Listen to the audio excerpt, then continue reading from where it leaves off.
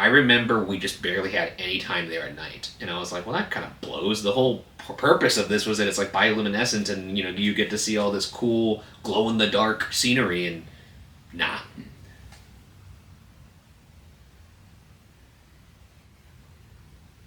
That's good. It's a good catch.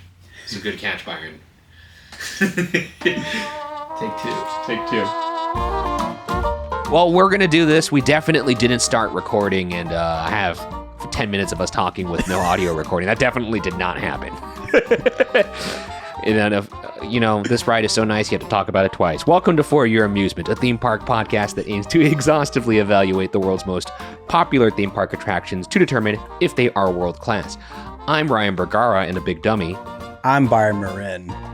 And a very forgiving friend. No, and come on. It's been a long day. We just had a really big interview with Leslie Iwerks, and my brain is mashed potatoes right now. But for this episode's featured attraction, we're not here to talk about that. We're here to float down a bioluminescent river until we forget what our names are. Because we're here to talk about Na'vi River Journey in Animal Kingdom in Walt Disney World, Orlando, Florida. And as always, please like and subscribe to keep the channel alive over at youtube.com/@FYApod. Or if you're listening, subscribe and rate the podcast 5 stars. It does help quite a bit. And if you're feeling very kind, consider supporting us over on our fourth wall, FYApod.com. And you'll get access to up to 3 monthly bonus shows, as well as this episode that you just got for free, ad-free. And you'll get all main episodes ad-free there, as well as early releases and vlogs, extended vlogs, and our merch is there as well. But now that that's all out the way, let's definitely talk about Na'vi River Journey for the first time. Nice. Byron, what are your first impressions of this ride? Well, my second take on this first impression, you got time. This was in the end of 2019. I was on another check to see if that audio recorder was recording. I was on a family trip. This was also the same month that Rise of the Resistance opened at Galaxy's Edge. This is 2019? Yes, end of 2019. So not only did I force my family to get up at 4:30 in the morning to get a boarding group for Rise of the Resistance in the park. Like they let you, you had to be in there before 6 a.m. So everyone was storming the gates at like 4:30 in the morning. That's crazy. To be able to, so it's like dark. I'm trying to remember. I guess we could get into that in my first impressions of how early I had to be there for rope drop. I don't remember having to be there that early. Maybe things changed as the years went on. Well, this was for Rise. So for Rise, that's right. Yeah, and this was Disney World's. So this was the first month that it was open. So my family was getting settled into the hotel the night before, and I went to Hollywood Studios, checked with a cast member, how early are people actually showing up for this? They're like, I would get here at 4:30. I was like, oh my God. So I told my parents, hey, trust me, bro.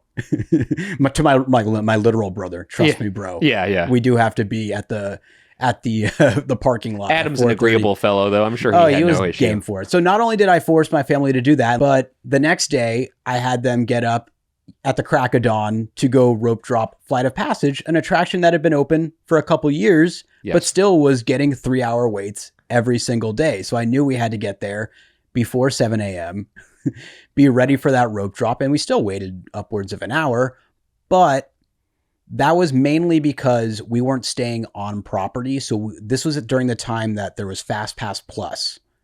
So for hotel guests, you got the 60-day in advance advantage. Whereas if you had tickets but didn't have a hotel reservation with Disney, you had to start booking 30 days in advance. So it's crazy that this is not that long ago and the system is vastly different and somehow more complicated now. It's changed 900 times since. The goalposts are constantly moving. Yes. So needless to say, Flight of Passage was out of the equation for Fast Pass Plus, so we had to rope drop that, but we did get a Na'vi River Journey Fast Pass, only to get off Flight of Passage early in the morning, successfully get on that in under an hour, but find Na'vi River Journey to be broken down.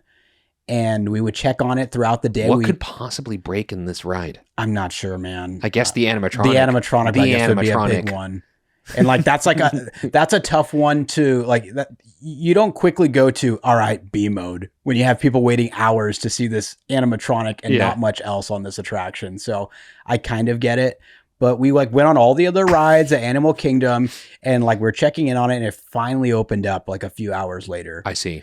And at that point, you had so many Fast Pass Plus people because there's no stoppage that you could put on when people have done it, up to if the 60 ride days breaks, you in got advance. At least like currently or with the original Fast Pass, if it broke down, they could stop distributing Fast Pass and like hold the line. Yeah. Fast Pass Plus, everyone's locked in, so everyone's committed. Yeah, because it was already done in advance, so they have to honor it at some point. So they're going to have to unplug that hole. And then a giant storm of water in the form of people is going to... There's a massive line of Fast Pass people there. So we wait about 20 minutes. But the standby queue, we got to that merge point. Those people were waiting upwards of 3 hours. I'm sure they were staring daggers at you. It was so They were probably saying some nasty things. It was so awkward. They were confronting the cast members, like, because they're obviously letting, like, 50 people per like one person of like or like one party of, so there's like, wow, you're just gonna keep letting these people through, huh? You're gonna keep letting these people through. That's what I guess so. And like they just given us the stink eye, and like it was so awkward. And then I don't recall much about the ride. Like I knew it had a pretty like lukewarm reputation at best, and I knew about the animatronics, so that was like really cool. But I couldn't help but think throughout this ride, man, people are waiting 3 hours for this right now. If they think they're mad right now, oh gosh. And like when like we turn that final corner and it's like that's like the offload, I was thinking, oh my gosh, I wish there was a camera at the end of this ride. Get me out of here. Yeah, like the off-ride interviews. No, just like a camera at the last turn before you hit the unload area, just to see people's faces be like, wow. While you just hear the mahe wa, mahe wa, it's just fading away. Look, this ride has a reputation. Like I'm gonna mahe whop someone in the face. Yeah, no, this is not. Look, a lot of people, they don't like this ride, and there are reasons that are warranted for it. I think some of it is a little overblown. I'm pretty lukewarm on this ride. I don't hate it. I don't love it. Now, the first time you rode this, it was like peak hype. I went a couple months after I think Pandora opened. Because it opened in what, May of 2017. I should know that because I just wrote the history segment. And I want to say I went in June 2017 with my ex-girlfriend. I remember because you were texting me updates on your opinion of Pandora. I mean, I was blown away by Pandora. I mean, again, we were seeing Pandora through bloodshot eyes because we also got there at the crack of dawn. Because a pro tip, this is still actually the case, they will often, even though if the park's opening time is 8 a.m. for Animal Kingdom, they will often let people in at 7:30 a.m. So you really want to get there at 7 a.m. to rope drop this bad boy.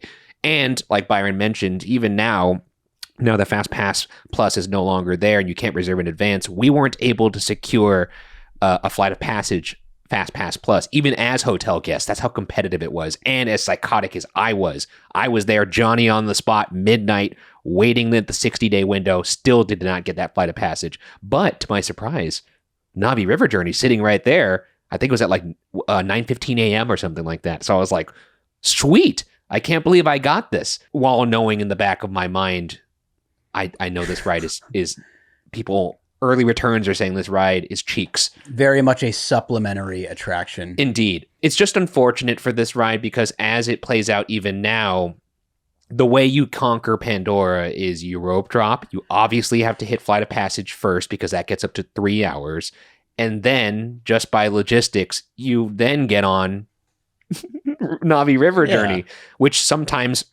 Now with Lightning Lane you can get, or it's just not as long, especially if you're rope dropping. You're probably looking at like a 30 to 45 minute wait within 30 minutes of park opening. And I just remember getting off Flight of Passage, having my mind fucking blown, and then being like, okay, I guess we'll kill some time in Pandora, take some pictures, and then we'll go see about that boat ride. And I remember my ex-girlfriend was like, oh, wow, that was so good. I bet you this boat ride's excellent. And I was like, I bet you it's not.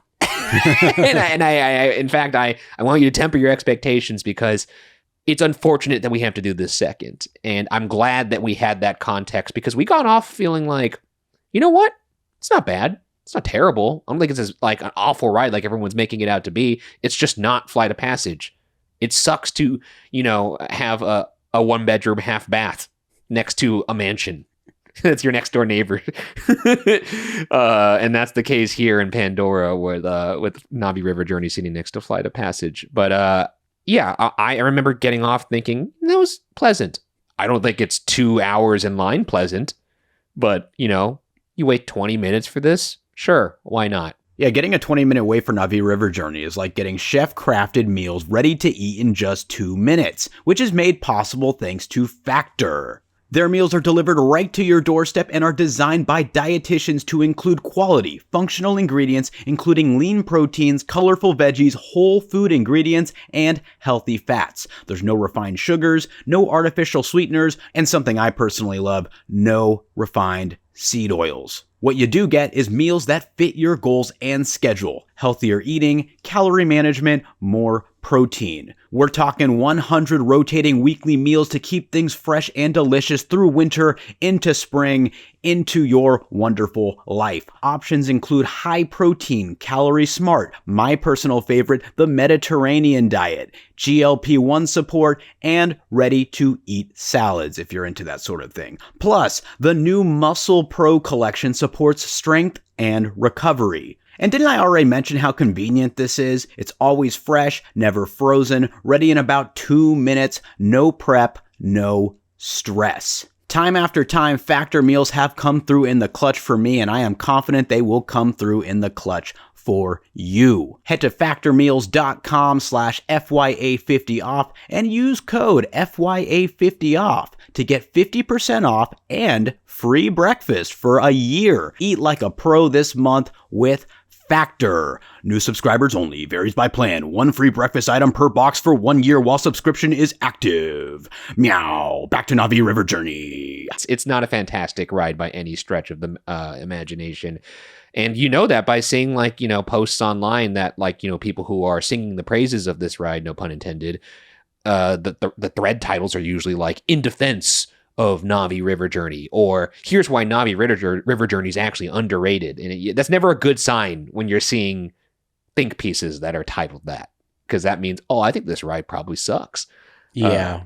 Because they're trying to be contrarian here. Or, maybe battle some of the hive mind thinking of this ride is the worst ride on earth, which it's not. I mean, you see a lot of this bullshit even with Tiana. I'd prefer all you out there to enjoy a ride rather than not enjoy a ride, as we do with all the attractions. That's right. As I've said many times on the show, the best ride on earth is the ride you're on. Yes.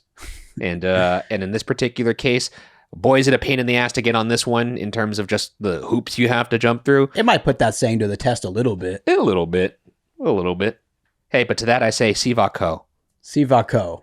Or Siva Go if you really don't like it. That's right. Well, let's rise to the challenge here and talk the history of how this happened. June 20th, 1995, Walt Disney Company CEO Michael Eisner and Vice Chairman Roy E. Disney officially announced Disney's Wild Animal Kingdom, the 4th theme park at the Walt Disney World Resort. Original concepts for this park were huge, as it was envisioned to celebrate creatures from our past, our present, and even those of our imagination. Unfortunately, their original $600 million budget for the park was quickly disappearing over the course of development, and many of the lofty dreams for this park were shelved in the process. This included the likes of Beastly Kingdom, a land dedicated to mythical creatures. Plans for this included, but were not limited to, a walk-through unicorn sighting, an intense suspended roller coaster encounter with a fire-breathing dragon, and even a swan boat ride, featuring a Pegasus and other mythical creatures. Why a swan boat ride? I think it's like the style of a boat. It's not an actual. I love that's boat. My take on this. Yeah, I was about to say, why would they make it a swan? Why wouldn't it be like Nessie that you're riding on the back of? Yeah, I'm assuming that they were not actual swans. I see. The style. Unicorn sighting. That's pretty fucking cool. But anyways, Beastly Kingdom was pushed into a Phase 2 consideration for Animal Kingdom, with intentions to be built years later. This obviously never happened, but if you're really feeling the blues about that, this area would eventually be used to make a home for other fictional creatures. But until then, Camp Mini Mickey would take over a portion of the land, serving as a cute woodsy type opportunity to meet Mickey and friends. That being said, it was very much a last minute addition to the park that was clearly put there with the intention of buying time for the never constructed Beastly Kingdom. Following its opening in 1998, Animal Kingdom garnered heavy praise for its wonderful theming and dedication to showcasing various cultures, but would also receive plenty of criticism in regards to its lack of attractions. To put it simply, it was considered by park guests to be a half-day park, and the park's early closing times validated this opinion, despite being primarily motivated by the sleep schedules of their live animals. The opening of Expedition Everest in 2006 would significantly help remedy this narrative, but newly appointed CEO Bob Iger was keen on doing more and prioritizing IP-driven experiences to their parks moving forward. It is important to note that Expedition Everest was announced in 2003, over 2 years prior to the beginning of Bob Iger's tenure as CEO.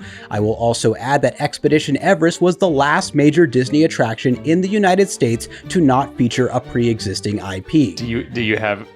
I don't have the actual quote, but many years later, it's so funny that he shades his own ride, or not his technically because it was greenlit under Disney's ride. It's technically his ride in that sense. Yeah, he basically said something to the not these exact. Bob Iger said yes, like it was on some sort of shareholder call or something like that, where it's like we're no, and like he was referencing kind of the return on investment by using IPs, and he's like, yeah, like we're gonna do like the Star Wars, and we've got Pandora, and like they're killing it with Pandora, and I think this was before the opening of Star Wars, maybe. But he basically threw in a little shade to what many believe to be Expedition Everest, because he said we're not going to do some attraction about some nondescript mountain in like India or something like that. Yeah, because nobody's heard of the Yeti. So that like obviously is he's clearly talking about Expedition. He Everest. would go on to post a rare tweet defending Expedition Everest and saying, I promise I love Expedition Everest. Wait, he did do that? I saw a screenshot of it. Unless someone doctored it, it looks like Robert Iger did. I don't know why it's funny to imagine Bob Iger tweeting. Also, it never occurred to me, Expedition Everest 2006, that would be originally, I mean, that would have fit into the Beastly Kingdom portion of the park, which was Imagined Creatures. Expedition Everest, yeah, in 2006 was kind of like their biggest foray into showcasing a mythological creature. Yeah. It's funny because in regards to like this Camp Mini Mickey area, prior to Pandora being built, you could see like little like hints of what was going, as if they were starting to lay the groundwork literally for the phase 2 of Beastly Kingdom. Like you could see like rock work along like rivers of like looking like a mythical, I think it was like awesome. A lizard or something like that. So like they were still, even like when Animal Kingdom opened in 98, it was still on the radar, I think. Gosh, that's crazy that it opened in 98. And that's why you have like the unicorn parking lot. And like the artwork in the Animal Kingdom logo has a dragon. Yeah. But anyways, December 18th, 2009, James Cameron's 3D-driven sci-fi spectacle Avatar was released in theaters. Mainly due to its spectacular visuals, audiences fell in love with the immersive world of Pandora. Needless to say, box office records were smashed in the process, and it wouldn't take long for Bob Iger and, at the time, newly appointed chairman of Disney Parks Experiences and Products, Thomas Staggs, to approach James Cameron and his team about potentially bringing the world of Avatar to a Disney park. I see you. Seeing the movie. That's what everybody did. They saw the movie. They definitely saw it. They broke every record you could possibly imagine. These meetings would prove to be fruitful, leading to an exclusive agreement made between Disney, Cameron, and Fox Filmed Entertainment, which was announced on September 20th of 2011, with Disney's intention of building Avatar's first theme park land inside Animal Kingdom. Spearheading the creative on this project was none other than Joe Rohde, the mastermind behind the entirety of Animal Kingdom. The god. Joe and the Imagineers would go on to work closely with James Cameron and his team at Lightstorm Entertainment in order to faithfully bring Pandora to life. In addition to designing a beautiful environment teeming with both life and feats in engineering, such as the iconic floating mountains, the Valley of Moara would also include a massive show building in the back of it, capable of housing 2 Avatar rides, the first of which would serve as the land's signature e-ticket attraction, which we are bound to discuss on a later date. At some point. And the other being a slow-moving boat ride, one that was most likely hit the hardest when it came to the land's overall budget. In terms of cuts, you're saying. Yeah. In regards to, oh shit, we're spending a lot. Yeah. We kind of have to pull from somewhere. Turns out it's hard to make mountains float. which they achieved by those vines hanging down. Those are like the supports that are holding Isn't up. that crazy? That's such a smart illusion. I love it. And although construction for this Avatar land was initially planned for 2013, it would officially kick off in January of 2014. And sometime during the 3 years of methodically planting, sculpting, with many thanks to Jolt Horme, by the way, who we interviewed Jolt. at Imagineering. We met him at Imagineering. What he a fun was guy. all involved with bringing this world to life. That guy had like the vibes of like a 70s, 80s rock star, like a Mick Jagger. He's like Imagineering punk star. Yeah, right? he was Like, great. Yeah, he's got swag. Anyways, planting, sculpting, and soundscaping, all the beautiful features of this immersive Avatar world, the river attraction was brought to life within the massive shared show building, which would become home to what many still consider to be Disney's most impressive animatronic figure. And finally, on May 27th of 2017, Pandora, the world of Avatar, would officially open, and with that, the attraction we are discussing today, River Avatar. No, sorry. That is Na'vi River Journey. That's a reference. We just did an episode with Beach Too Sandy, Water Too Wet, which is a podcast that goes over funny internet reviews. And somebody referred to the two Avatar rides as, what was it? It was like, I waited like 3 hours for the Avatar ride and 2 hours for River Avatar. they could be talking about the films even, like Way of Water and, there's the new one, Fire and Ash. They were probably on the wrong side of that merge point that day. I was God, there. spoiler alert, it is so funny in the new Fire and Ash one when there's a very funny sex scene in there that I was crying laughing at. It's so good. Just imagining having to animate that. It's fucking amazing. Speaking of advanced animatronics, the shaman here, as you mentioned, at one point it was considered the most advanced animatronic ever built by Disney, and probably the world. No longer the case officially. That has been dethroned by the likes of Kylo Ren and Hondo Ohnaka. Do you still have it above those two? Hondo's close. Now we also have these mega animatronics that are over in Universal. I haven't been to the one in Beijing, the Jurassic animatronic there, or even the Indominus Rex over at Jurassic World and Universal Studios Hollywood. I wonder where those fit on the totem pole. Let us know. Maybe we should do a top 5 animatronics episode. There's a really good Pirates animatronic somewhere. In Shanghai? Yeah. You know, the shaman has the benefit of not having to stand or walk, for that matter. That is true. I think that kind of holds Kylo back a little bit, in my opinion. And the shaman. Yeah, the shaman's like kind of sitting there with like the legs crossed, and like so they can make the arms like be extremely believable, and obviously like all the motors that they have in its face are so precise and so what about good. the animatronics now over at Monsters Unchained? Like you have the werewolf. We got to do a top animatronics episode. I don't know. I still think this and Hondo are my favorite in terms of like the facial movements of how realistic.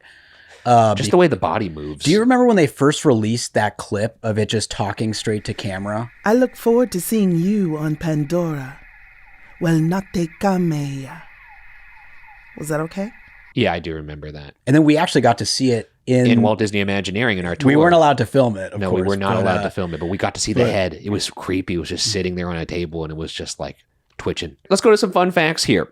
The ride is about 4.5 minutes long with a top speed of roughly 5 miles per hour. A theoretical ride. That seems really fast. That I thought the same. That I doubt it's 5 miles per hour. I think that's like a top speed, but why would there's no drop in this, so let's just call it's slow. That's like when it's like the conveyor belt in the loading area pushes it into the floating portion. Yeah, that's really ripping the numbers off of that speed gun. Because what, Mr. Toad, you clocked at 2.5 miles an hour? Well, I wasn't sitting there with a radar gun. Well, I remember your fun facts. We should bring a radar gun with us every time we go to a theme park now and just point it at these boats. Just be like, we got a real barn burner here. Lies. Yeah, I would call bullshit. Theoretical ride capacity of 1,200 riders per hour. I call bullshit on that because like this line is always ridiculous. Honestly, 1,200 checks out. You think so? Yeah, 1,200 is low for a boat ride. I know, that's what I'm saying. Oh, so that's why I think it's lower though. And that's a theoretical. That's like, for example, there are 2 rows per boat for this attraction, and you could fit up to 4 people a row. I watched footage of groups of 4 sitting in the rows, and they look crammed as fuck. So that is a best case scenario, 1,200 riders per hour. I just don't understand why the capacity is so low for a boat ride. Because there's only 2 rows per boat. Oh yeah, I guess that's true because it's the shape of it too. It's those Yeah. reed canoes. Anyways, 1,200 riders per hour theoretically, and a cost of then this is also an adventure in itself. This ride apparently cost either $23 million or all $23 million of that was spent on the animatronic. I've seen some sites list the animatronic as costing $10 million. I've seen some sites listing the animatronic costing $23 million. But what we do know is that at least $23 million was spent on this ride. Whether that's on the entirety of the ride or just on the animatronic is anyone's guess. Again, this is the fun facts section. I tried my best to find that number, but let's just say that this is a very expensive animatronic and definitely was the most expensive animatronic at the time. The price you pay for a juicy Sclusy and not having OLC foot the R&D bill. That's right. OLC being Oriental Land Company over in Japan, because they spare no expense. Speaking of that shaman, that animatronic, that very expensive animatronic, let's just get this out of the way. The shaman stands at 1.41 Shaquille O'Neal's, aka 10 feet, and at the time was the most advanced animatronic ever built by Disney, requiring 20 new technologies to achieve it. Here's a quote from WDI via Provost Park Pass. Quote, "We're learning upon learning upon learning with that technology. But the key is that we won't stop until that technology can't be seen. It should be invisible." End quote. This does feel lifelike enough that it does feel almost invisible. Like when you see this, especially like on like TikToks or like from afar, and you see the movement, the fluidity of the arms as it's singing, it really does look real, which is terrifying because it's a 10-foot tall superhuman. Yeah, it's a life-size Na'vi. Yeah. Because they're 10 feet in the film, right? 10 feet is said to be the average height of a Na'vi. So I don't know how tall Jake Sully is, but I imagine he's at least 10 feet. Makes Wemby look like a child. Victor Wembanyama, that is. But we don't measure in Wembys. Or Spider. We measure in Shaqs. Everyone's favorite character. That's right. I forgot about the Spider is definitely not 10 feet tall. Oh, man. Spider. Love that guy. He's a funny guy. Literally a guy. Anyways, the song being sung by the Shaman of Songs, that's the name of the character.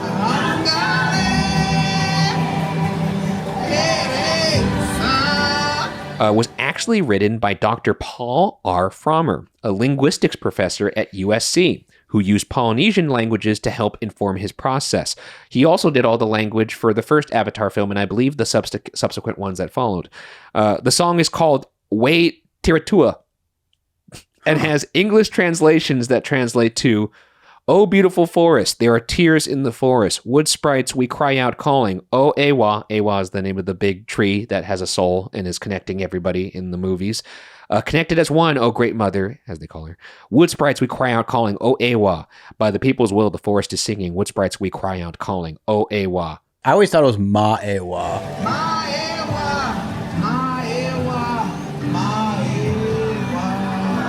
I love the rise and fall nature of the soundtrack of Avatar. That's a side note that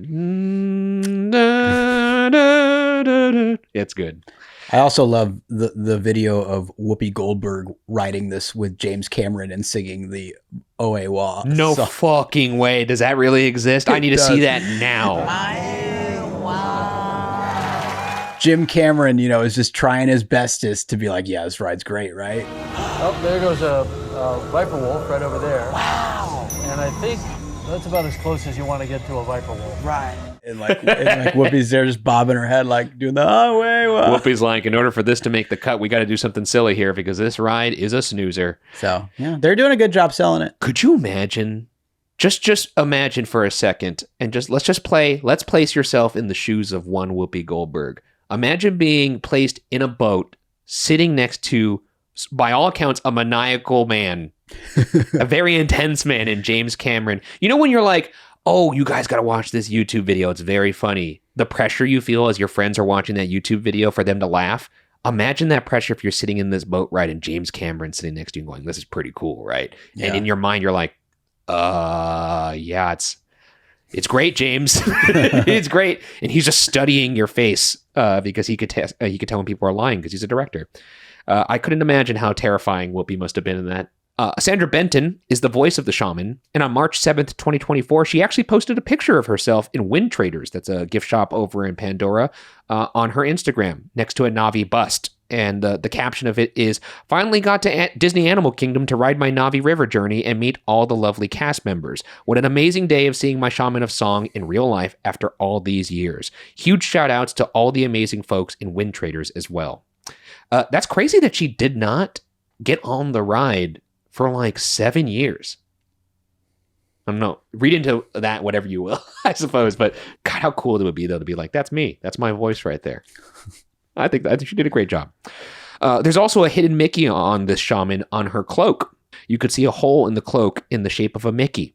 And you could particularly see this when the shaman has her arms raised. One of the main complaints of this ride is the seemingly non-existent storyline. And just a quick cursory search yielded a message board thread titled, Na'vi River Journey.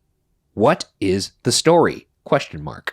So out of curiosity, I visited the official Disney website to see what, they write little blurbs about the rides, and usually they'll give you the lore or just like the kind of like the Cliff Notes version of the story. I wanted to see what they actually said about this ride. Have you ever done this? Years ago, like when I was first looking into this attraction, like before riding it. In terms of describing the story of this ride on the official Disney website, this is what it reads. Quote, feel a sense of wonder as the full beauty of the extraordinary dreamscape unfolds before your eyes. On this visually stunning and mysterious river, you'll glide through a series of caves into a bioluminescent rainforest alive with the sights and sounds of exotic plants and creatures on all sides, even overhead. Soon you'll join the legendary Na'vi shaman of songs who demonstrates her deep connection to the life force of Pandora and sends positive energy out into the forest through the power of her music. Na'vi River Journey offers explorers an experience that has to be seen and heard to be believed. I mean, that's not wrong. But there's... They put a lot of sentences into yeah, there's sure a lot of words there. Those copywriters are so good. I mean, there really is nothing about the story there. So I dug a little bit deeper because I knew there was more lore to this ride, and there was.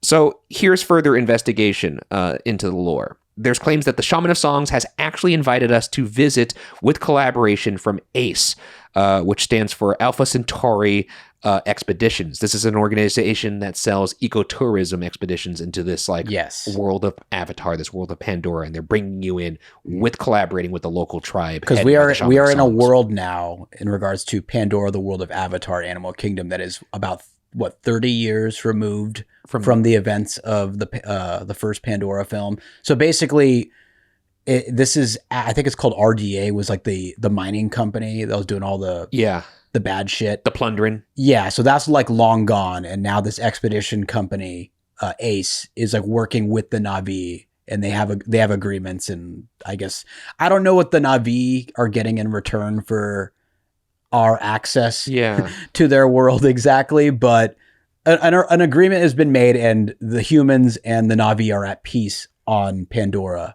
in this world of Avatar. Which means that, does this mean that this ride takes place after even Avatar Way of Water and Avatar Fire and Ash? Because if you do the math, right, Jake Sully and Neytiri, I think, are like, I mean, they couldn't have, judging by the age of their kids, their kids are what, maybe like teenagers?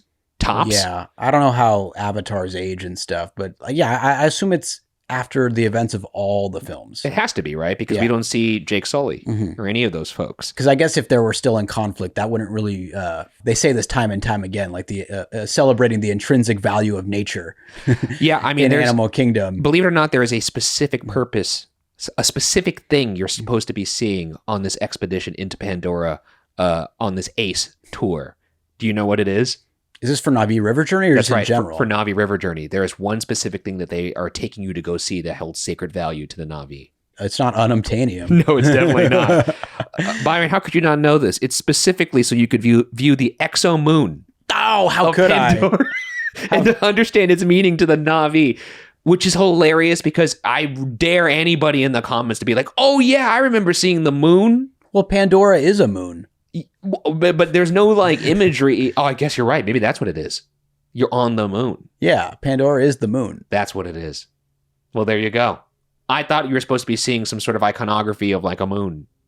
But I guess you're on the moon. And it's not made of cheese. What a disappointment. The description could get condensed down to, we out here. Yeah, that's right. And the path that we are going to be taking is, of course, the Casvapan River. I think I'm pronouncing that right, but it's a made-up language, so who cares? It's a sacred bioluminescent waterway that we are being escorted through, if you will. This all takes place in the Valley of Moara. It's the little nook of Pandora that Na'vi River Journey apparently sits in, as well as Flight of Passage. And conveniently enough, you could actually, it has oxygen. That's so right. Humans don't need masks. You don't need your little spider mask. Maybe they've done it. Unless it's 2020, but. Well, I mean, I know in the events of the new film, they figure out a way for Spider to not need the mask. Thank God. I actually enjoy these movies. I don't know why I'm being a dick. A creative solution for a logistical problem. Yeah, I know. Or a budgetary problem. Even at the entrance to the ride, you actually see a big ACE sign. And of course, as I mentioned, that stands for Alpha Centauri Expeditions. From Walt Disney World Magazine, they actually list a thesis of sorts that kind of sums up what they were going for on this ride. This is from Walt Disney World Magazine, so this is official. Quote, "Think of this as a journey to learn rather than a mission with a goal to accomplish." End quote.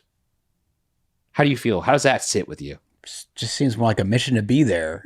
That's basically a way of them saying, like, nothing happens here, but that's what we wanted. Come and vibe out. Yeah, it's a vibes ride. Just embrace it. Just come and vibe out. This is like a jam band. You go and see them jam. This is like going to see Fish live, I imagine. Sans all the drugs. Or maybe not.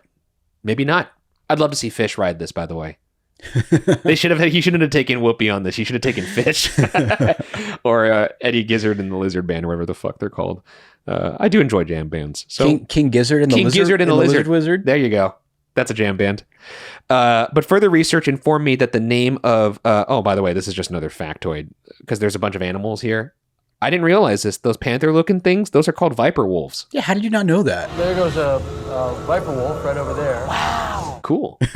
That's like the easiest one to name, I guess. But. Other Na'vi forest pals include dire horses, hexapedes, wood sprites, panopyra, and fan lizards.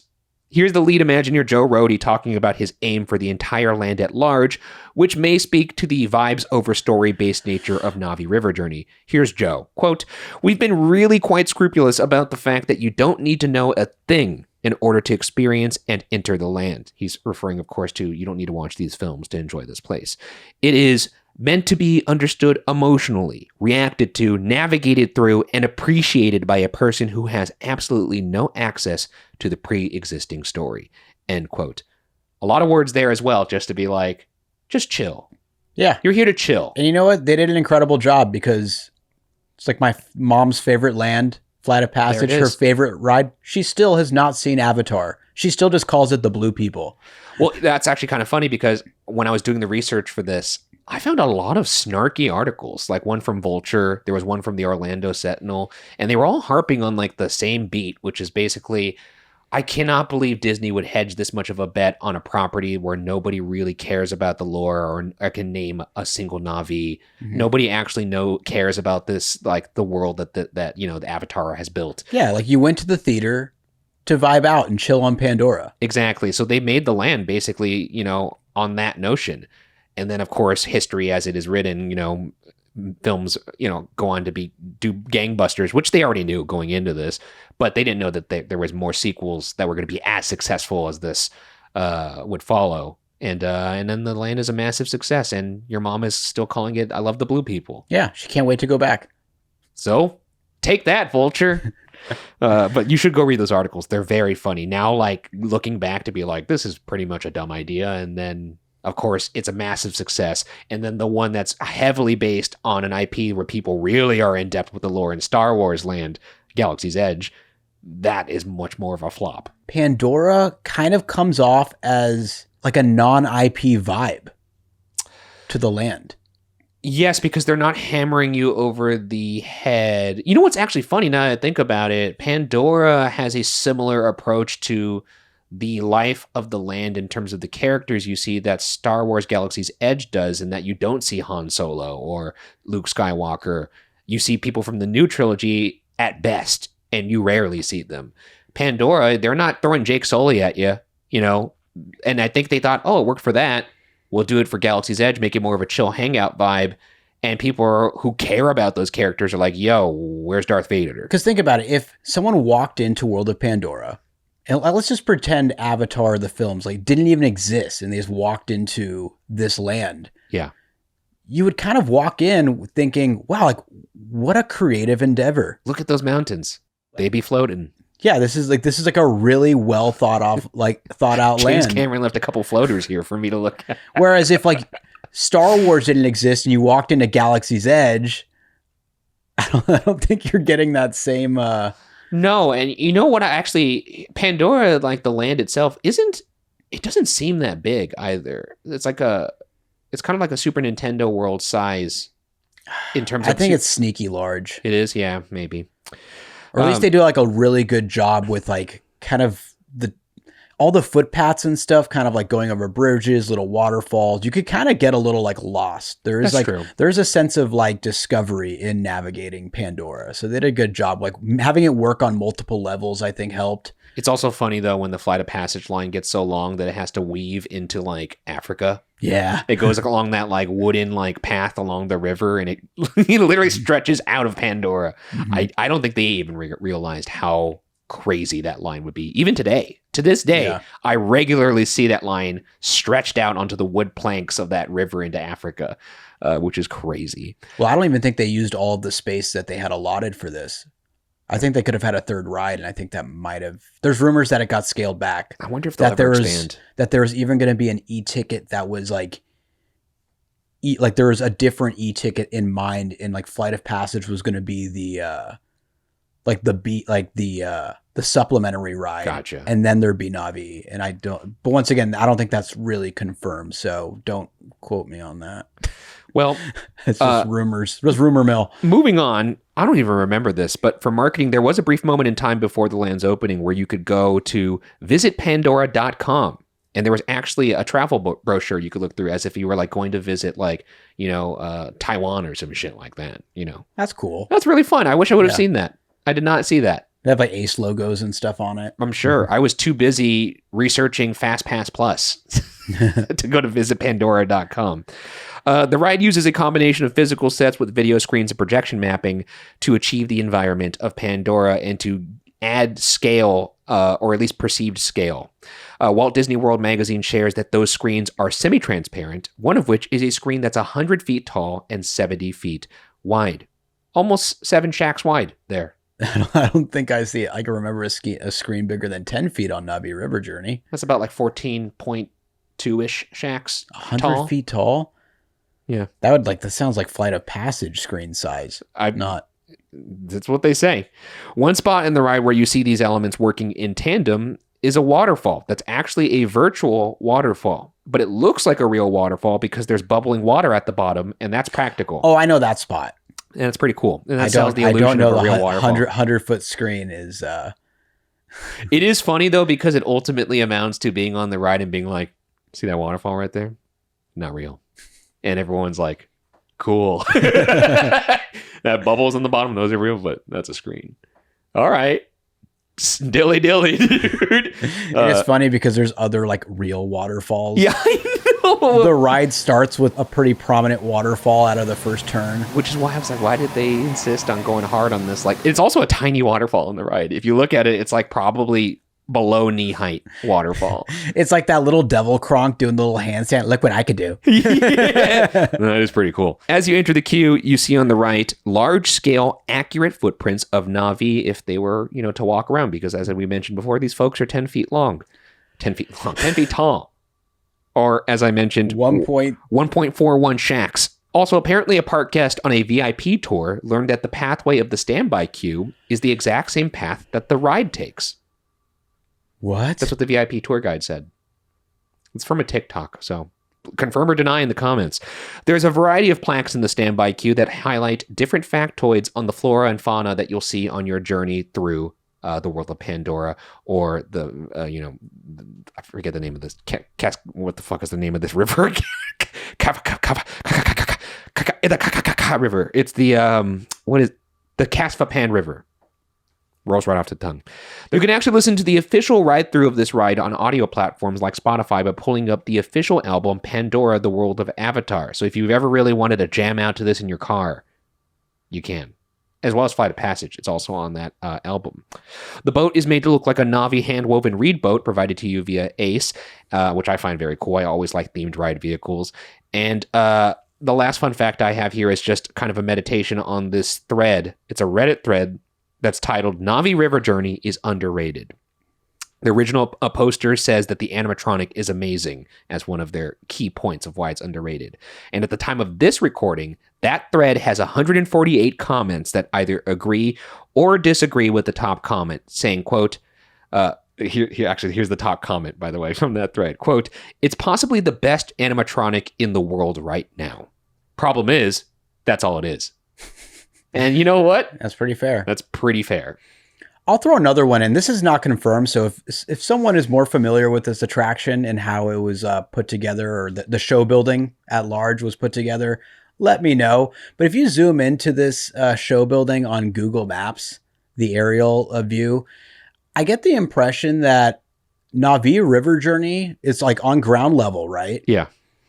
Whereas when you get in line for Flight of Passage, you work your way up the mountain. And when you walk into the interior, the caves of the queue, you're actually elevated quite a bit. So if you look at it on Google Maps, it kind of looks like most of the Flight of Passage queue is actually sitting on top of Na'vi River Journey. Huh. And then, so like an Alice and then Mr. the Toad other situation. side, like the taller side of the show building, is where they have all the Flight of Passage theaters. Were you looking at that to see if like they could somehow remove Na'vi River Journey in any case? No, I was just Because it's going to be protected by Flight of Passage if that's the case. No, because that just like blew my mind that this was a shared show building. So like I went and looked at it on Google Maps, like, oh, it really is. And also, this makes sense as to why you kind of work your way up the mountain for Flight of Passage. I think you're walking on top of Na'vi River Journey when you're in the Flight of Passage queue. But if someone could confirm that, please, that would be great. Let us know, because that'll actually play into some of the factors in the world-class test in terms of the long-term viability of this ride. Because if that's the case, it has the goal line defense of Flight of Passage, always keep making sure they don't get to the quarterback. Anyways, let's move on to some armchair engineering. What's one thing you would do to possibly make this attraction even better? And to that, we go to fyapod.com to hear from our E&D ticketers and air out some of the top comments of suggestions on how to improve this ride. I'm very excited because we haven't seen these yet, so I'm curious. And also, while I'm pulling this up, if there are folks out there that really cape for this ride, I'd love to hear from you in the comments genuinely to be like, what do you love about this ride? Because as I said, I moderately enjoy this ride. I don't hate it like everyone else does, but I don't love it. So if you love this ride, let us know. Why do you love the ride? But let's move on to one of the top suggestions on how to improve Na'vi River Journey for this edition of Armchair Engineering. And we go to Go Power Metal. And they say, add a sign at the entrance letting you know if the animatronic is in B mode. That's pretty good. That's like your Indominus Rex approach. That's right. Where you ask the team member, is the Indominus Rex working? Is she sleeping today? And they're like, no, the dyno's working. And I'm like, great, I'll get in line. Add a sign at the entrance letting you know if the animatronic is in B mode and hidden behind a screen so you can just choose not to waste your time. By the way, let's go back in time a little bit, because for those of you who did not watch our episode where we read the funniest theme park reviews with Beach Too Sandy, Water Too Wet, there was a very, very funny review of Na'vi River Journey. Because if you didn't know, people could go on Yelp and leave reviews for singular attractions as if they were like an ice cream shop or something like that. And somebody left a review for Na'vi River Journey, and this person is prolific in their own mind. They refer to themselves as Gucci Mage. I don't normally disclose the identity of the people who are reviewing, but this person makes it impossible not to disclose their identity, and you'll see why. This comes from Gucci Mage. This is a 1-star review left on Yelp on the Na'vi River Journey page. And it starts like this. Gucci Mage has been dormant for a while, and with this ride, probably should have stayed that way. This ride was absolutely boring. Reading a review from Gucci Mage is more mystical than this ride. First of all, if you are asking if I waited for this ride, the answer is no. If I had waited the 100 minutes to ride this thing, I would have punched Mickey Mouse right in his snout. I had a fast pass which made the wait about 5 to 10 minutes. At first look, I was in awe with the bioluminescent jungle, and in 10 seconds, my mindset was altered. The scenery never really changes. Also, all the creatures were either projections or on a digital screen. At the very end, I guess there was supposed to be an animatronic shaman. Nope. There was a digital version of her on a screen, which may have been a backup. Even if there was supposed to be a machine, it would have not saved this ride. Now close your eyes and listen to any Nickelback song with a small fan in front of you. Wasn't that awful? That's what this ride is like. Don't say that I didn't warn you. Gucci Mage out. They didn't say that last part. I just said that because it just felt appropriate. So it sounds like Gucci Mage experienced the much maligned B mode of the Shaman animatronic, which I've never seen. I would be fucking furious if I waited 2 hours for this ride. Oh yeah, and didn't get to see the big gal. Are you kidding me? That's crazy. they should really have a warning. So yes, that is a great suggestion. Great suggestion. Put Go a Power Metal. sign out front. Let it be known. This comes from Dracula's Feet. 10 likes here. Keep it how it is, but either extend the ride at the beginning or the end to go outside almost as a boat-style people mover. Add connects, and the land is amazing to look at, so it'll make it way worth the dumb wait times it gets. I love that idea. Yeah, that's actually really inspired because I actually saw some people complaining about like on the thread that was like in defense of of Navi River Journey. There were people saying like this ride is just 2 turns too little. You could use 2 more turns before you get back to the unload, and this kind of settles that. Like if you were to bring this outside, though, I will say one thing that would be impossible about that would only work in nighttime because this ride takes place at nighttime. And if you go out and you get blinded by the sun, it kind of breaks the immersion of it, Right? Yeah, because it is all supposed to be exterior. Nick, the Knicks fan, says, a 300-foot Giga water coaster at the end would be blessing. Steve R. says, make the animatronic a meet and greet, tear the rest of the ride down, and build an Avatar-themed bar. Avabar? That's pretty good. Avabar. I know we could see if it go to that. This is kind of like a jokey suggestion, but honestly, I think that would do really well. An Avatar bar. I know they have some places where you could get drinks there, but making this into a meet and greet, kind of like what they did with what's his face? What the fuck is the name of the dragon and How to Train Your Dragon that you have? Toothless. The Toothless meet and greet. I mean, obviously, this animatronic is not built for a meet and greet, and it's a 10-foot large machine that would crush your bones if you tried to hug it. But yeah, there's something there. You could throw back the spirit of Awa. Danger Mahoney says Navi River Journey should act like the pre-show for Flight of Passage. We have to journey to ride our Ikron. That's actually not bad either. I saw a lot of this over in Alton Towers when I was riding right here. I have my little coaster right here, Nemesis Reborn. That's the marquee coaster in that land, and all the other attractions play along into that storyline. And if you ride them in order, they do serve as pre-shows for Nemesis Reborn. It's not that. That's pretty fun. And that would certainly maybe do some interesting things in the dispersing of folks in lines. True. So I don't hate that. Dakota Toothpaste says, add a drop. Add 2. Make it a shooter. Oh, no, Dakota. Don't make it a shooter. You know what? Fuck it. Make it a shooter. For the love of God, just give it something that isn't just the shaman, that is a coin flip as to whether or not you'll see it. We unfortunately don't get to go to Animal Kingdom as often as we like because we're, Southern Californians.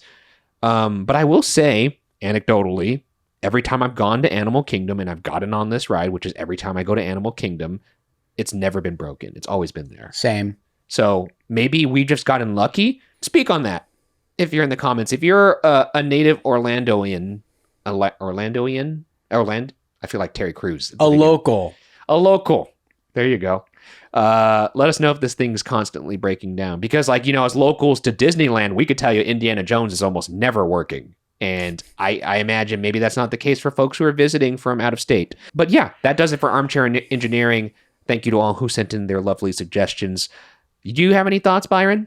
Oh, man. If they could convert it into a rocking boat. The thing is, you would traverse the layout way too quick, and the ride would be 2 minutes long at best. They'd have to extend the layout somehow. I just don't understand why they didn't have a drop of some sort. Or just anything that prevents it from being so samey. Personally, if you could still preserve the vibes nature of the ride and have a drop, if a drop kind of just happened in the middle of a very ambient experience, that would actually be kind of thrilling to just be like, oh, I'm really vibing out to the and you're just dropping. That's awesome. Yeah. Let the current pick up or something. Yeah, something like that. I mean, I'm going to go into this in the goods and the bads, but just some change of scenery. I don't mind a vibes ride, but I feel like the scenery should change. And I'll get into more detail on that in the goods and the bads, which we're going to go to right now. 5 goods and however many bads. What are 5 good things about this ride and whatever many bad things about this ride? Here's some goods from me. I actually enjoy the vibes approach. I know it may not seem that way, but this is all dependent on my mood and may or may not depend on whether or not I've had some grog in me. But I don't mind a ride that's kind of like, oh, I'm here to just vibe out and relax and, take in the scenery. I love the soundscape, which is another good that I wrote. The soundscape is very relaxing and soothing here. There's no, I know there's singing, but it doesn't play like a soundtrack like you would see in, like Small World or something like that. It's not in your face. There, you get to still hear the sound of the jungle, which is really cool. I like the deep lore of this, by the way. I'm really into it. I just wish you didn't have to dig so damn hard to figure out what the hell is going on. Maybe that's the point of it, that they want you to have to dig, but... No. No. I think that... You don't think people are being like, I can't wait to go to the Exo Moon? I think it had to get put on the shelf because Yeah. they had to make some difficult choices during the development of this in regards to budget. That's fair. So... I think the animatronic is maybe my favorite in the world. We talked about this earlier. It's definitely in the conversation.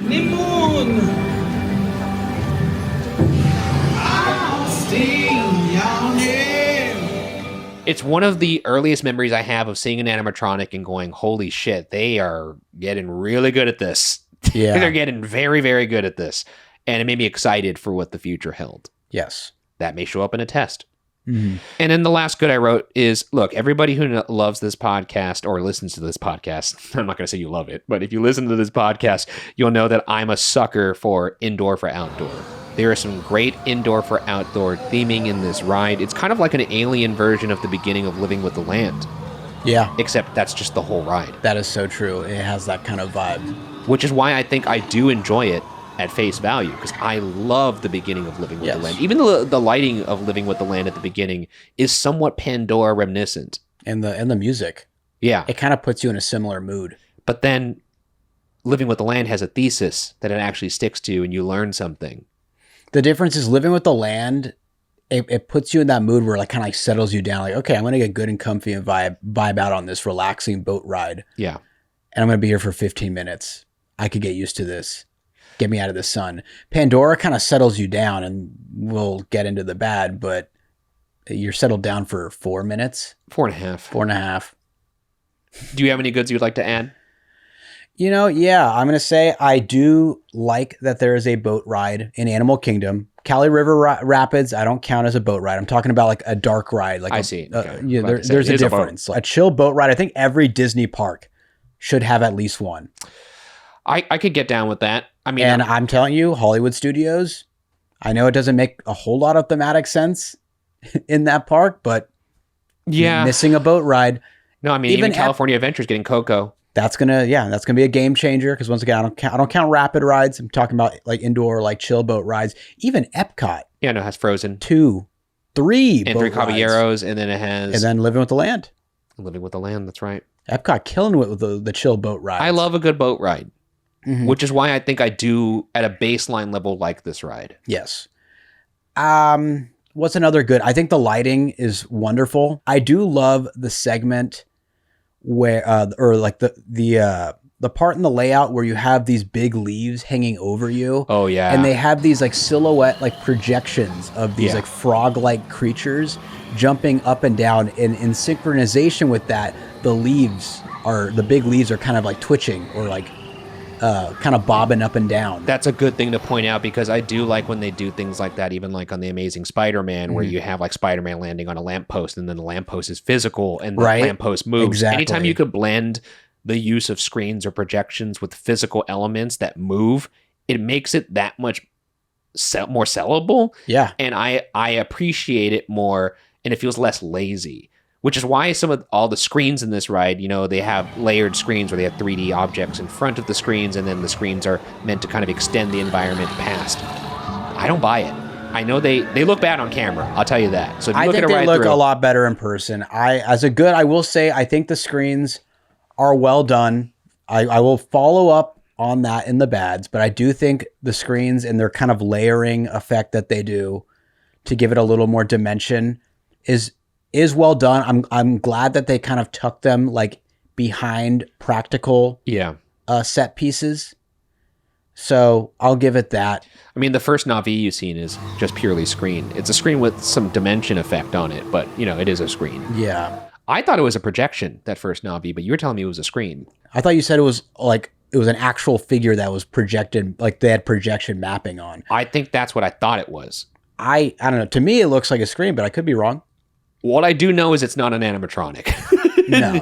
And it's weird to have a Na'vi in projection, screen, whatever form, and then have the most advanced animatronic of the same species minutes later. Yeah. I had that Are you saying that it's like a still figure that they project on? It's slightly moving. Okay. Yeah, it's a still figure that they're projecting on, is what I thought it was. Yeah. Either way, it's not as good as the animatronic. It's weird that it's in the same ride. It's the same issue I have with Monsters Unchained, which, as you know, maybe my favorite ride in the world right now. So I could still have nitpicks on things and love the ride overall, but I don't get why they had a projection face on Victoria Frankenstein. I know. I don't like that they did her like that. Everything else is fantastic. And everything else about Victoria is a normal animatronic. It's the same idea here, and it becomes very transparent that that's a budget-saving measure, is my problem with it. You're not going to want to spend $10 million on another animatronic.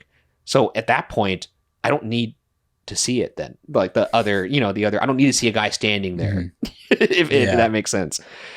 Which is, let's move into the bads, because we're already kind of in that line of thinking. First off, the line is out of control. The wait time for this thing should never... For what you're getting. It's maybe the worst deal you could possibly get in any ride in the entire resort. I truly believe that. And I think that's why people hate this ride so much, because the line to ride time ratio and the quality of the ride for that wait time ratio it's piss poor. Yeah. It's as bad a deal as you're going to get. Yep. So it's like if you waited an hour for 3 caballeros, people wouldn't really like 3 caballeros. No, and it doesn't matter how much tequila you've guzzled in the tequila cave. I prefer a storyline. I know that's a crazy take to have, but I prefer a storyline in a ride. I get that that's not what they're going for, and that's fine. But I think with this amount of money being poured into the theming, I think having no storyline on this ride, it puts a ceiling on this ride's potential. It's only going to be, it's pleasant. It's never going to be like, this is a great ride. You need a storyline. You need stakes. You need some sort of peril. All right. I've got my armchair.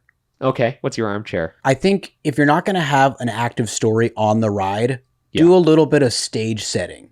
In the queue. For example, the queue does have those plaques that give descriptors of these ant creatures on Pandora. Mm-hmm.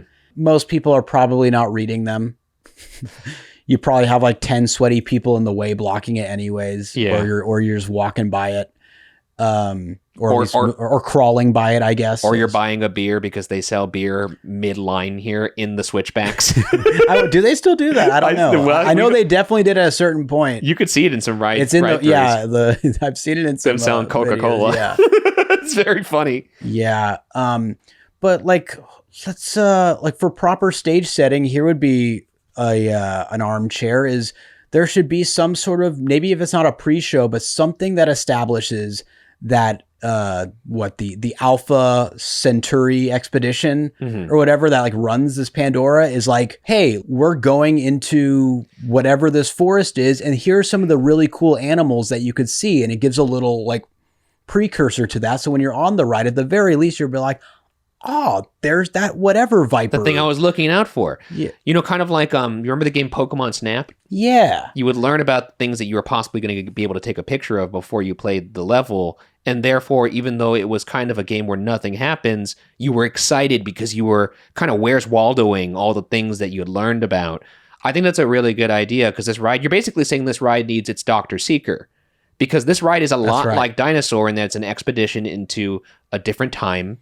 And unlike, the Dinosaur ride, which is no longer there, ironically, in the same park, there is a mission in that one where you have to go get something. This is like that ride without the mission. And I'm not saying they need a mission, but they at least need somebody telling, like you said, here are the things to look out for, and not depending on us to look at plaques. I think that would actually help a lot. Little stage setting. You did so much with creating the environment. Why not just give us a storyline? And then that makes something like a drop motivated. It's like one of those things where you're at the 1 yard line. Yeah.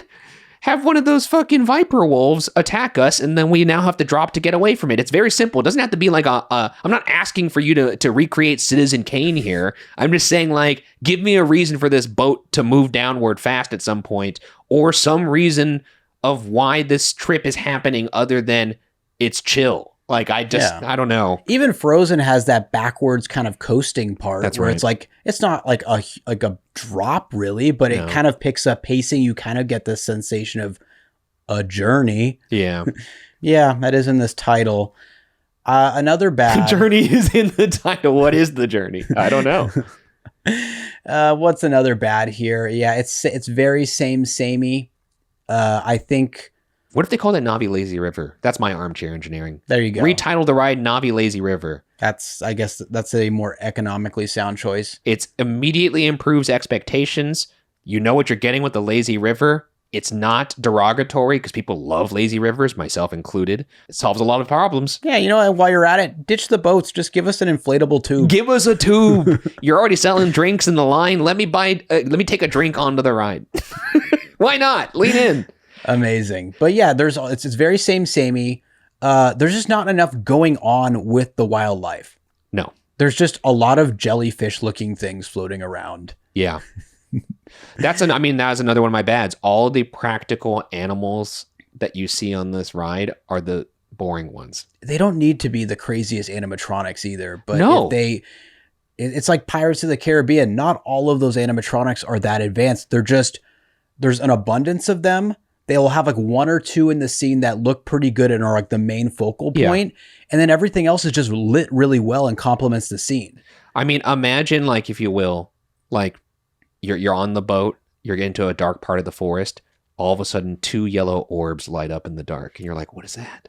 And then maybe this thing just moves forward a little bit, like on a platform. Yeah. It's one of those viper wolves about to pounce at you. Like multiple, like from like each side. They don't have to do anything crazy. They just kind of like pop up above the little bushes or something like that. Even Timber Mountain Log Ride. When you go on that at Knott's Berry Farm, they have animatronics of like bears and wolves and stuff. They're barely moving, but that's better than looking at a screen. Well, it helps that you whiz by those things. You're going slow as fuck on this guy. Yeah, but if they're just like kind of doing that thing that animals do before they pounce. Yes. They're moving very slow. Just a little suspense builder. But instead, you see all the cool animals on screens, which instantly takes me out of it. Mm-hmm. And I don't like it. You know, if your ride vehicle can't go that fast, have one of those Navis kind of come in and like stand down or something and be like, all right, we're going to the ceremony now. Follow me. I mean, you don't have to have them all be the shaman. I think people will forgive seeing an animatronic move very slowly, you know, because the Jack Sparrow animatronic is a good example of Pirates. It's much more advanced than all of those old-timey animatronics, and no one's like, that's out of place. No. But when you see the shaman here, you're like, wow, that is incredible, but it is reminding me of how naked everything else was. Exactly, and it's at the end. So, like, you're placing all of the lesser animatronics first, you get to the big finish. It actually has a natural arc. I don't know, man. I just don't get it. I don't get it. There's a much better ride here in this. I think that's what's frustrating about it, though, Mm-hmm. no? Yeah. Is there's so much potential. Like, they've done such a good job of building the base layer, and then they stopped. Yeah, and like I understand the footprint isn't massive, but you could do, I don't know. I'll hold out hope that maybe they could improve it. I bet you at the end of that ride through with Whoopi, she turned to James Cameron at the end and was like, when are you going to finish it? This is great. Is it locked? Is it locked? James would have killed her. Another thing that I actually thought about putting in the good, I actually love the cave sequence that comes after the shaman, mainly just because it is a change of scenery.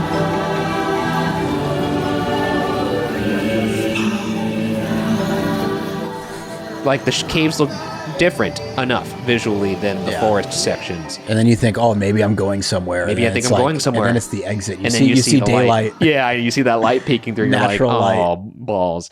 Like, if they had just done scene changes like that, scenery changes, because there's no scenes in this because there's no story, which means there's no transitions, which is another thing that people complain about is there's no transitions. You can't have transitions if you don't have scenes. So just having like different parts of the environment. Okay, like we nailed the forest. We got it.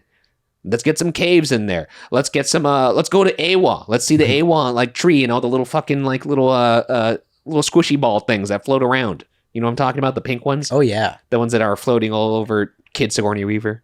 Is that what it is? Are those the same one that like falls AWOL's balls. on the arrow? You get Like more before AWOL. she's about to shoot Jake That's Sully. right. Yeah, the AWOL balls. And then it basically is like, he's the one. Or, I don't know. Something like that. No, that's Morpheus. I know it's Morpheus. He's starting to believe.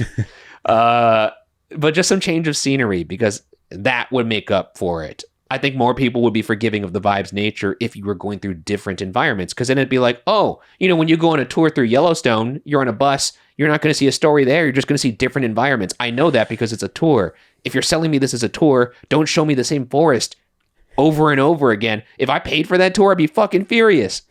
I'd be like, what is this? I want my money back, Ace. I want my money that I didn't spend on this, imaginary attraction back. You just put me in the river and said nothing else. You're just like, figure it out. Go sing the Maiwa song. This is like that part in the Jungle Cruise when the skipper's like, I want to point out some of my favorite plants to you. And then they just point to different plants silently. That's what this ride is. It's that joke extended. And it's not funny. But again, I do enjoy the base layer. That's why it's so frustrating. And I don't think enough people give it credit for that. They just throw out the baby with the bathwater. They're like, the whole thing is bad. It's not all bad. So much of this is forgiven if it's like a 5-minute or 10-minute wait. Then I'm totally cool hopping in there and vibing out. Agreed. I mean, it's just the result they were going for is like, well, I got really lost in this world. That's the result that they're going for. And the actual result was, well, we saw a forest. To finish up the bads on my end, the capacity, come on. Small world, like change the game for boat rides. You created this incredible boat system since the 60s that you reuse for pirates and other boat attractions around the world. And then you get to this and it's going to be a popular land. Yeah. In a park that doesn't have that many rides, and you just say, each boat's going to fit a maximum of 8 people. That's nuts. Because like another thing, talking of like setting expectations, just executing the base layer and having no toppings on it. And then on top of that, you make the ride line be long by shooting yourself in the foot capacity wise. Come on, you got to know. And you set bad expectations. Like it's Theoretical capacity of 1,200. Theoretical, heavy on the theoretical. Yeah, it's just like, this isn't a situation where it's like converting Maelstrom to Frozen Ever After. No. Where it's like, I could go on Frozen and be like, I understand why the boats are the way they are, because there's different movements they reskin the attraction. Yeah. It's Maelstrom, like with the footprints already set in stone, the rides, they couldn't. Yeah, I get that. But this was ground up. This is a juicy sclusy. There you go. There's a juicy sclusy here. It's unforced errors are what make people lose games. That'd be a twist. After all the years of them, teasing Avatar at California Adventure, it's just a dupe of Navi River Journey. Dude, honestly, I kind of want it to happen. Like if the ride that's coming to California Adventure was just Navi River Journey, I'd laugh my fucking ass off. It would be so funny just to see the reaction of the internet. It would be great. There's going to be like people that are familiar with the Florida parks that come to California and they're like, oh, 2-hour wait for the river ride again? Like, nah, we didn't do it. And it's going to be like our version of Shanghai Pirates. Yeah, I couldn't even imagine. But that does it for the goods and the bads. Let's move on to the world-class test. This is a rubric of 10 tests painstakingly devised by Byron and myself to determine if an attraction is world-class. To receive the highly coveted world-class pass, the attraction must pass 7 out of 10 tests. A score of 6 out of 10 leaves the attraction up for debate for world-class pass standing, and anything lower than 6 out of 10 is an automatic fail. Let's begin. Starting with the average tourist test. Does the experience of this ride justify the average wait time? Would you like to take a guess? I was actually really excited for this one. The average wait time of this, I'm going to guess, is 70 minutes. I'm going to go 70 minutes for accounting for some off days. That is generous, actually. It is not that high. It isn't? It is 52 minutes. Okay, that's ridiculous still, though. That is still ridiculous. 52 minutes, that's higher than almost any attraction we've covered on this show. For Disney attractions, it's up there. That's nuts. It's in the upper echelon. That's just wrong. That's just wrong, man. I think that's pretty obviously a fail. Yeah, this is like one of the bigger fails. It's crazy because it is a long ride when you zoom out. if you were just to look at blind numbers on a spreadsheet of like, here are all the listed durations of the rides that are in the resort, you would see 4 minutes and 30 seconds. You must be thinking, oh, wow, that's a really good bang for your buck there. And then you see what the 4.5 minutes is, and you're like, never mind. If it was 20 minutes, it's fine. I would be kind of on the fence because, hey, you know what? You really want to see that animatronic. I'll give you 20. I could see that.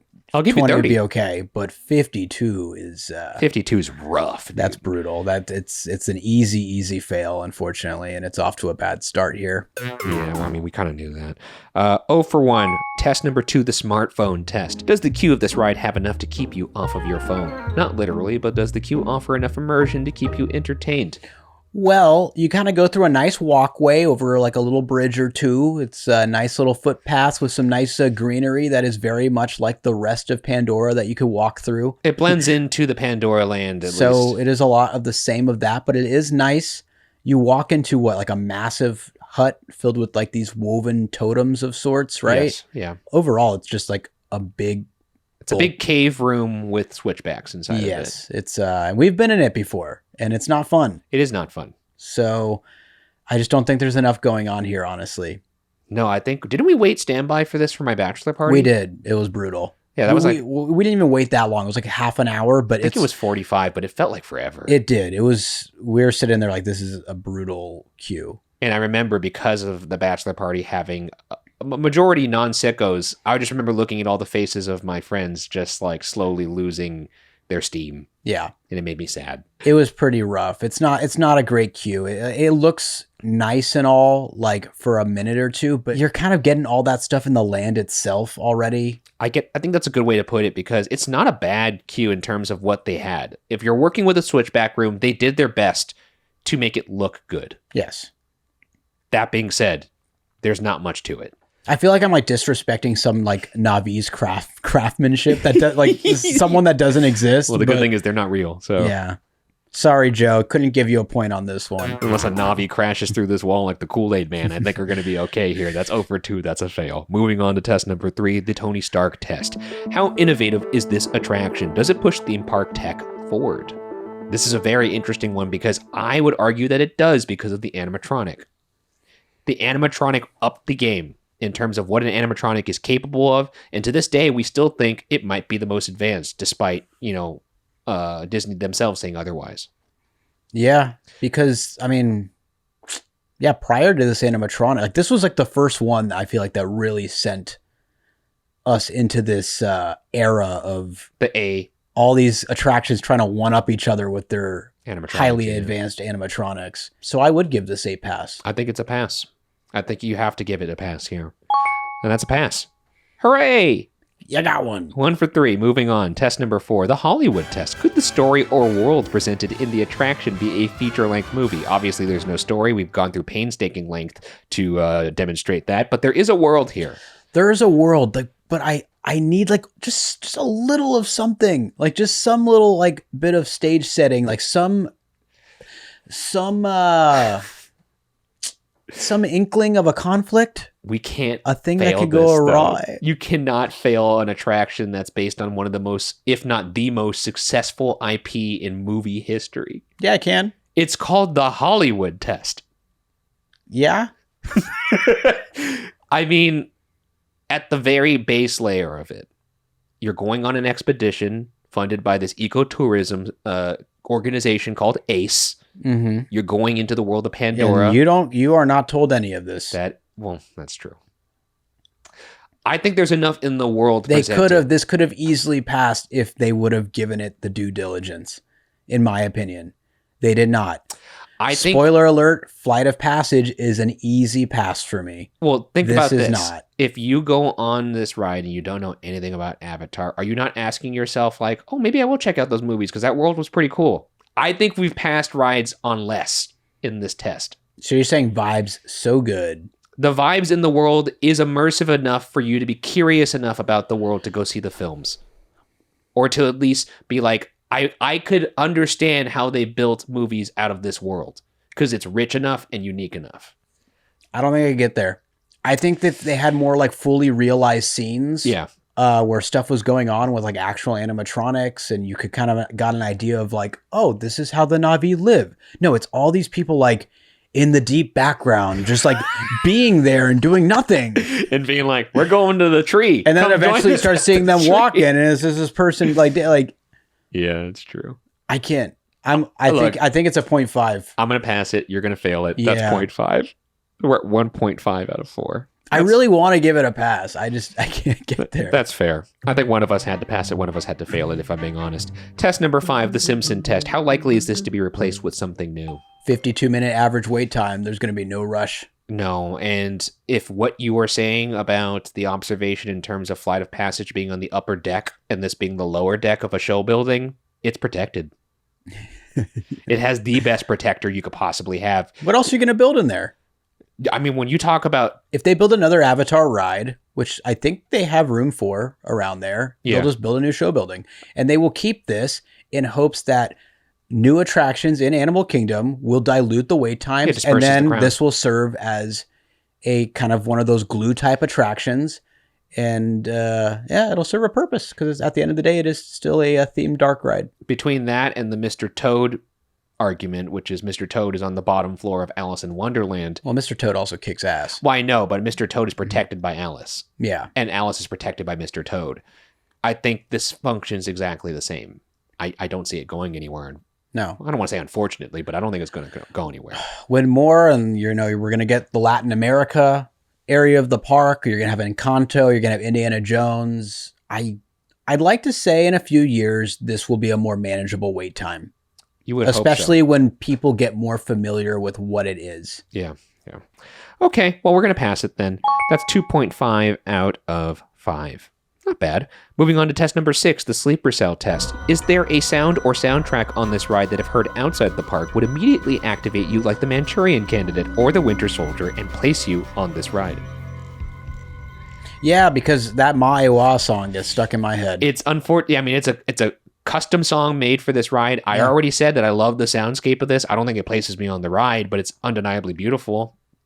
And unfortunately, that song is custom to this ride. I think by that, it has to pass. And I like the song. It's a catchy song. Like I said, kudos to the singer. I'm going to make sure I shout her out correctly again because I think she did a great job. Sandra Benton. Shout out Sandra Benton. So that's a pass. Moving on. 3.5 out of 6. Moving on to test number 7, the premature detraculation test. Does this ride finish too soon or is it a good length? Some rides last too long. This is too short. This is too short at a 4.5 minute length, which is crazy. If you're going to like create a vibe ride that is trying to excel it is. just off vibes, you got to settle this in a little longer. Yeah, I even on like a Disney wiki pages, they say like, oh, this is kind of an offshoot of like something like the Jungle Cruise. Jungle Cruise has a lot more going on than Vibes, and it's longer. Pirates has a lot much more going on. Pirates, you can make an argument, is a Vibes ride, Yeah. and Pirates is very long. So like, yeah, you can't have it both ways. You can't be like, we're gonna instead of story, we're just gonna let you kind of hang out in this ride. You gotta let them hang out for longer than 4.5 minutes. This pacing is way too slow to be 4.5 minutes. I know. I think they purposely make the boat slower so Yes. that it feels longer. But all that happens is like, I swear I've seen this bush before. Mm-hmm. Maybe it's because it's fucking everywhere. So That's another bad I actually have is you feel the limitations of the space.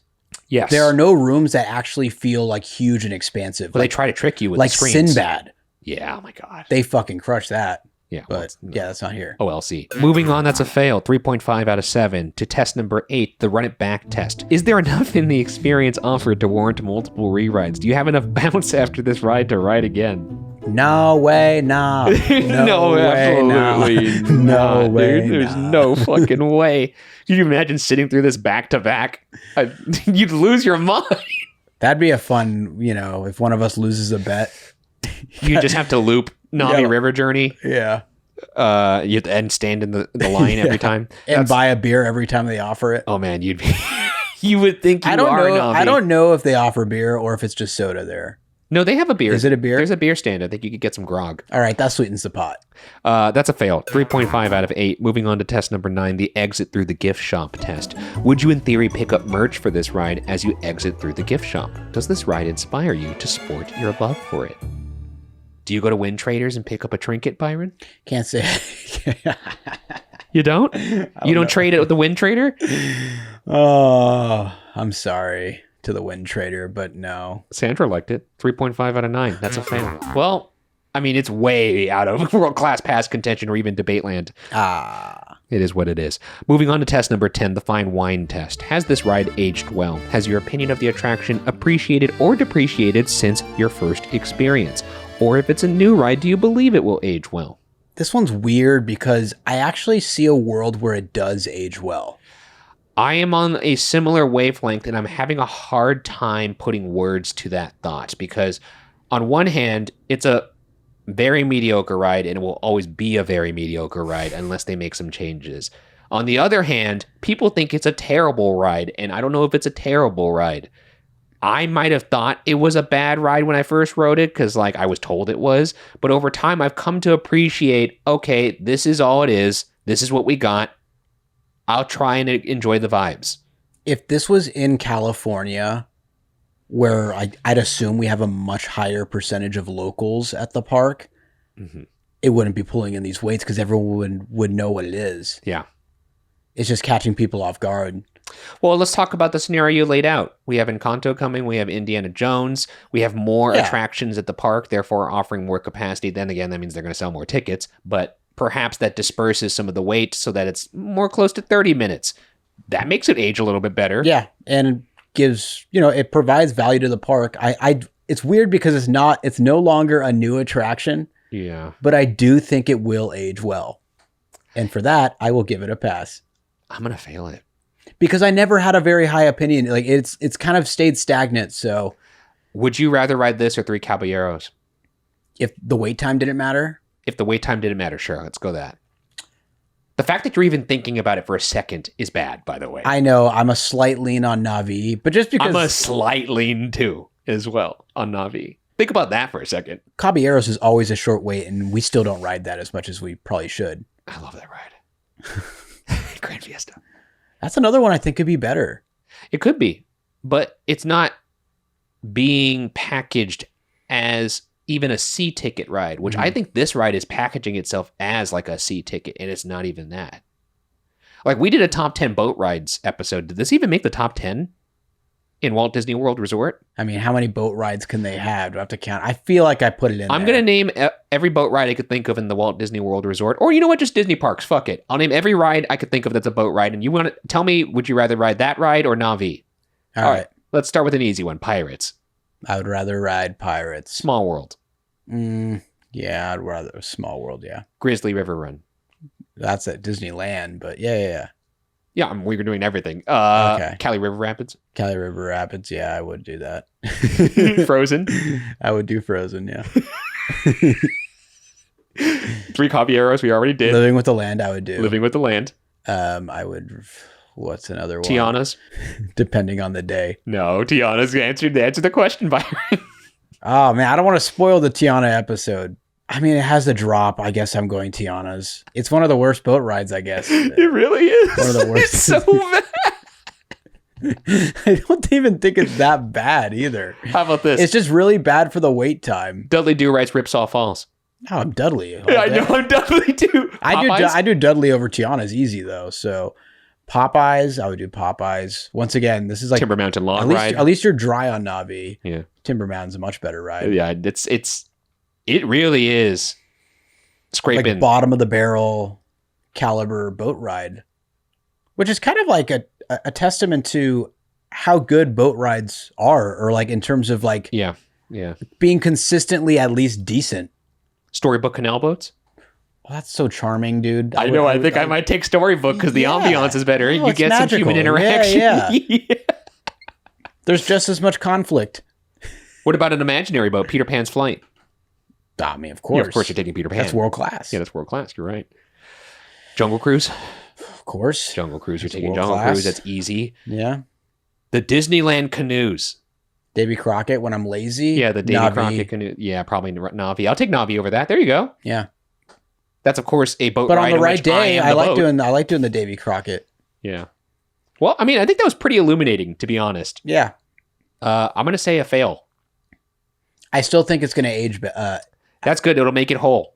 That's true. Okay, so that's a pass for you and a fail for me. So we now sit at 4 out of 10. I don't think that's unfair, I think that's good. right? Yeah, that's fair. I mean, let us know in the comments. Do you think we were too harsh? I honestly think we made a genuine effort to not just needlessly shit on this ride like everybody else does, and to try and appreciate it for what it is. And I think in doing so, 4 out of 10 is accurate. Yeah, we weren't punching down on it in regards to, well, the world-class tests. Yeah. I think we're being pretty objective there. You have to be. That's what the rubric is for. So I think a 4 out of 10, that feels right. And look, no matter what, I'm getting on this ride when I go to Animal Kingdom. You better bet your ass I am, because there's not many rides there. So I'm going to have to get on this ride, whether I like it or not. I better have like a lightning lane multi-pass. No, we which definitely is would have to a plan. hard thing to purchase, by the way, or a hard thing to justify for that matter. Yeah, because if you are just at Animal Kingdom. Yeah, that's if true. you're park hopping, sure. But I don't. Yeah, with with that many rides, the price. yeah, it's not that many. You rope drop. You got flight. You have your way with Flight of Passage early in the morning, and then you kind of have your way with the rest of the park by noon. Yeah, because the only other thing you're really going to run into some trouble with is Kilimanjaro. Yep. And that in that case, oftentimes I have to accept that Navi won't happen. And what a sad moment that is. Yeah. Anyways, that does it for this episode of For Your Amusement. If you're watching, please leave a comment, subscribe to the channel. If you're watching this on YouTube at youtube.com/@FYAPod, or if you're listening, please rate the podcast and subscribe as well. Consider supporting us by heading on over to FYAPod.com. Get access to up to 3 monthly bonus shows, in addition to the free main show that you just experienced right now, as well as all the free main episodes ad-free over there on FYAPod.com, as well as extended vlogs, early releases on vlogs, and access to our merch as well, which you could just go and browse. You don't need to be an FYA hole to do that. And speaking of FYA holes, here's 10 names of e-ticketers over at FYAPod.com that we'd like to thank. Evan Wesselman, Allie McLaughlin, DYCHYMYG, Dickie Mig? That's the only way I can pronounce that one. Larissa, Jordan Sanchez, DM Barbie, Catherine Spencer, Nina Soon, Pasha Z. Ah, yeah. What's up, Pasha? Hey, what up, Yeah. Pasha? We know Pasha. That's one of Byron's best friends. And Killer Payback. And Pasha's my friend, too. I wish he felt the same. I'm kidding. I'm kidding. Unbelievable. At the end of the episode, too. Follow the pod socials at FYAPod everywhere. I'm at Ryan Bergara everywhere, and Byron is at Byron A. Marin across all socials. Thank you for spending your time with us. Enjoy the rest of the day, and we will see you all on the next ride. Bye-bye. Sivako!